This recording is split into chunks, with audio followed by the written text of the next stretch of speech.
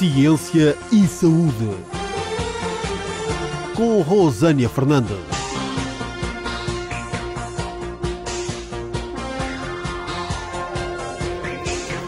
Muito boa tarde a todos. Vamos dar início ao programa Ciência e Saúde.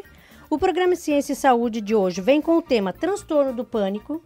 Para falarmos sobre esse tema, convidamos a doutora Alicia Pinheiro. Vamos então falar sobre esse tema, né? Ele é um pouco complexo e complicado até de se entender, porque ele é associado com outras características, com outros, às vezes, transtornos, e isso complexifica, às vezes, um pouco o diagnóstico. Mas vamos tentar, assim, explicar, pelo menos em linhas gerais, para que as pessoas que estejam a ouvir percebam e se identificam com algum dos sintomas, possam, então, buscar ajuda, né? Qual seriam, então, os sintomas, doutora Alice? É assim, antes de mais, o transtorno do pânico, ele é vamos dizer, uma reação a um medo. A pessoa sente um medo profundo e a sensação corporal, o corpo começa a responder a esse medo grande, intenso, excessivo. É como a pessoa tentasse fugir de algo. Então, isso pode ser evocado ou não. Então, são dois tipos, assim, vamos dizer. Quando a pessoa evoca uma situação mentalmente e o corpo começa a reagir, e aí nós vamos dizer já como são essas reações, que aí caracterizam, né, esse pânico. Então, uma situação que gere nela um excesso de ansiedade ou um medo intenso, o corpo reage, então ela pode entrar nesse estado de pânico. E pode ser as situações não evocadas, ou seja, o pânico, esse medo, ele se manifesta sem que a pessoa perceba. E isso é bastante comum. Para você ter uma ideia, Rosane, cerca de 10 a 12% da população já teve pelo menos um ataque de pânico não evocado, ou seja, sem que perceba, de repente aqueles sintomas todos se instalam.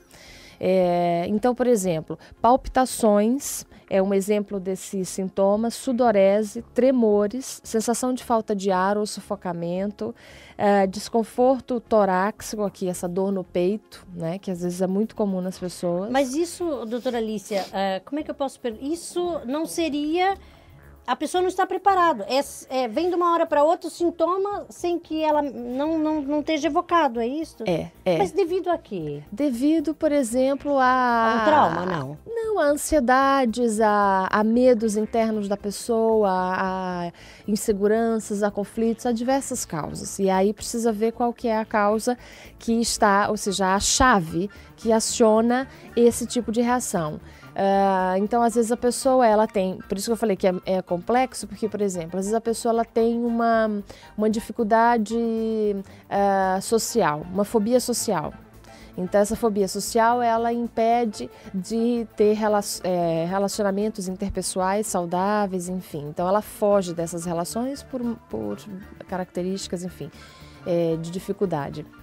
Então, isso faz com que essa pessoa ela evite ou ela tenha dificuldades, por exemplo, de lugares com muitas pessoas, que ela tenha medo de estar num ambiente às vezes fechado com muita gente. Então, se está nesses locais, se encontra nesses locais, então dá a reação toda de pânico. Só que se ela não identifica essa causa ou esse preditor, ou seja, essa causa, então ela vai ter esses ataques de pânico sem saber aonde está a causa. Geralmente a pessoa ela tem essas sensações quando ela está às vezes no autocarro e tem muita gente, então ela tem o transtorno de pânico é aquele medo de sentir aquelas sensações corporais. Então, veja, aqui, o corpo ele começa a reagir ao pânico de uma tal forma, essas palpitações, até ânsia de vômito, suor, e dá uma sensação para a pessoa que todo mundo que está à volta está a enxergar isso. Então, é como se fosse uma fuga, né? O transtorno do pânico é uma fuga a essas sensações. A pessoa não quer mais sentir essas sensações corporais.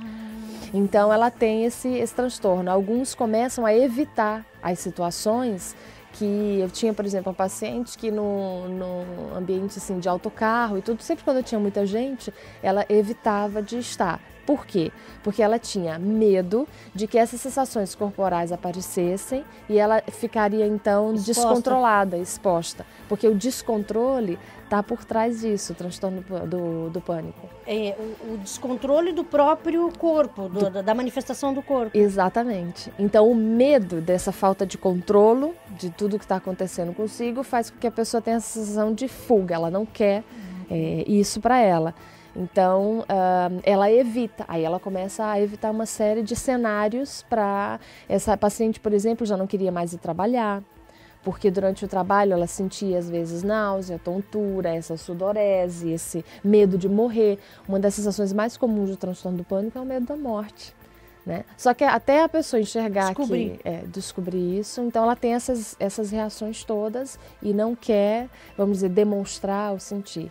Então é complexo, assim, há uma vulnerabilidade da pessoa, ela sente-se muito vulnerável e sente justamente essa vamos dizer, essa falta de autonomia, né?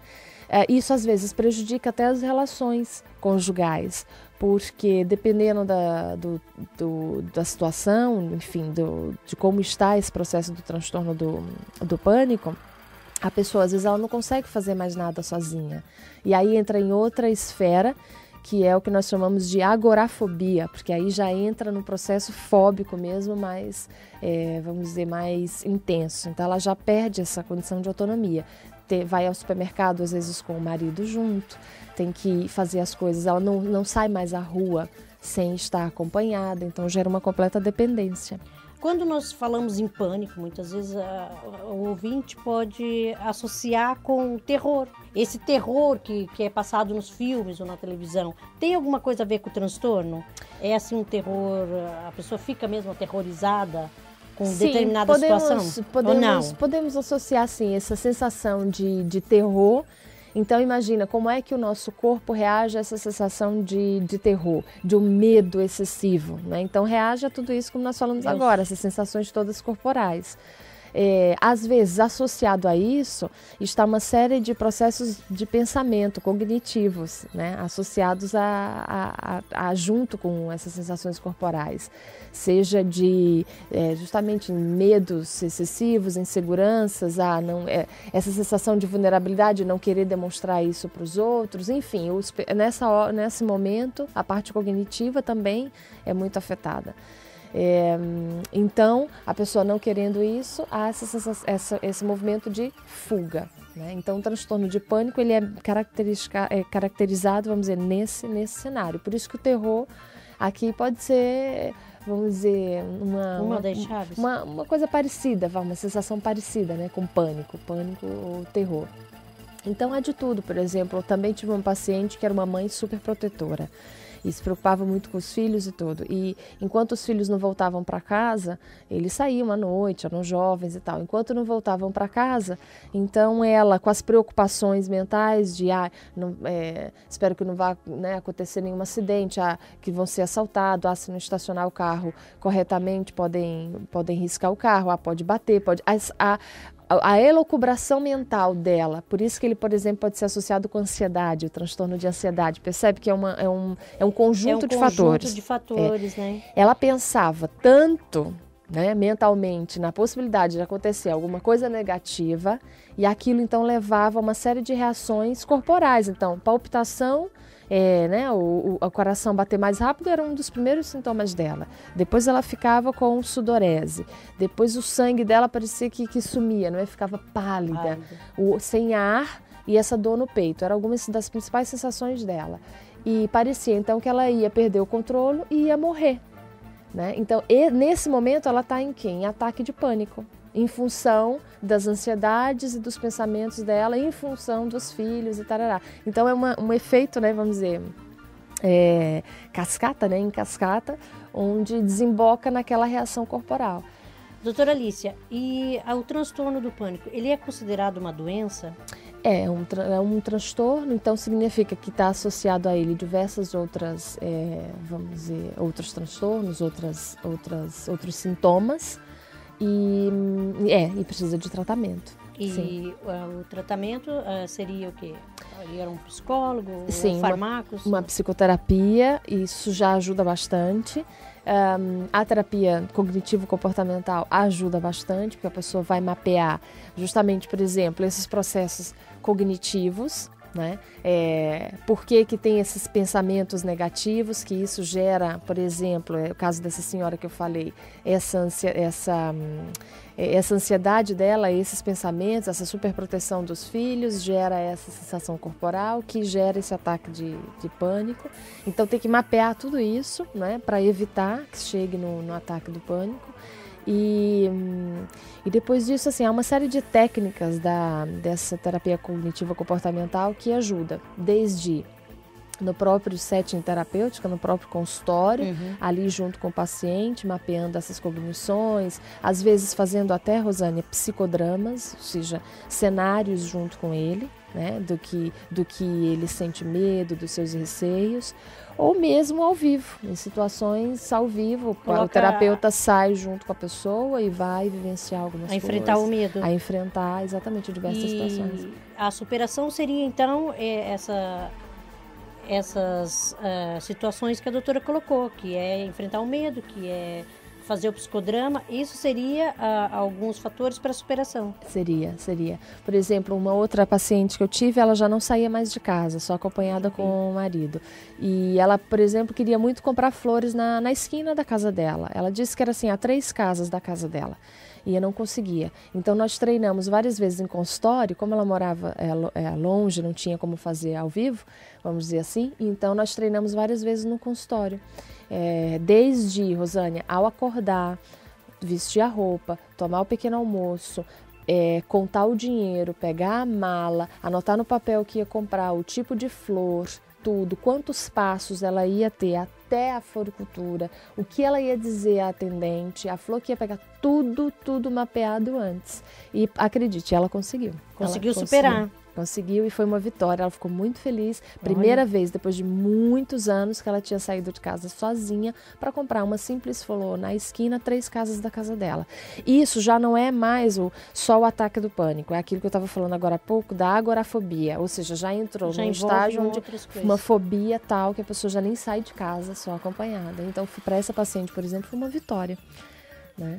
Então, para fechar a entrevista, doutora Alícia, os sintomas seriam, se alguém tiver algum desses sintomas? Seriam esses, palpitações, sudorese, tremores, sensações de falta de ar, de dor no peito, náusea, sensação de tontura, medo de perder o controle ou enlouquecer, medo de morrer e calafrios. São os principais sintomas do ataque do pânico. Isso a pessoa sente durante o ataque do pânico. Né, durante. Então, se a pessoa tiver várias sensações dessa, ela pode, então, para ter um diagnóstico, procurar um especialista. Pode procurar uma psicoterapia e ajuda para você ver esse resultado dessa senhora que eu falei, pelo menos 3 casos aqui, onde tiveram sucesso só com a psicoterapia. Já não precisaram nem chegar em remédio, em fármaco, nada. Só mesmo com a terapia e percebendo as causas e tudo. É tanto que, só para concluir o caso dessa paciente, ela já estava no segundo processo dela, que era poder viajar de avião sozinha. Que nem isso ela fazia. Não. Impossível. Impossível. E já na cabeça dela já existia a possibilidade disso. Então começamos, isso durante alguns meses, a trabalhar essa possibilidade. Então, é um alívio para o paciente, né?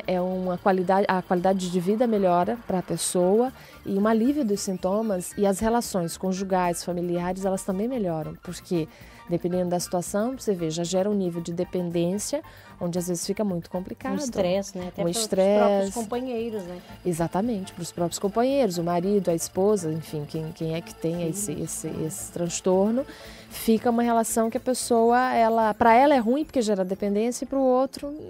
Pior ainda. ainda. Ok, então, doutora Alícia, agradecemos a sua presença, então, no nosso programa mais uma vez. Até uma próxima oportunidade. Então. Obrigada. O programa Ciência e Saúde contou com o apoio dos amigos do Ciência e Saúde, Clínica Cognitiva.eu, da IAC, Academia Internacional da Consciência, e do programa de televisão do Tom Martins Ciência e Consciência, também da revista Zen Energy. Muito boa tarde, até o próximo programa. Revista Zen Energy. Todos os meses nas bancas, com dicas, técnicas, exercícios e soluções práticas para conseguir o equilíbrio no seu dia-a-dia. Leia a revista Zen Energy para criar autoconfiança, desenvolver a sua autoestima, fortalecer o seu relacionamento, lidar com os seus filhos ou ainda libertar-se de medos, crenças, fobias, ansiedade e stress. Todos os meses nas bancas. Revista Zen Energy. Compre e invista em si.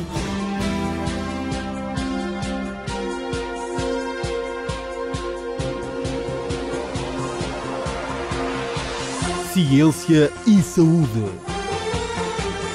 Com Rosânia Fernandes.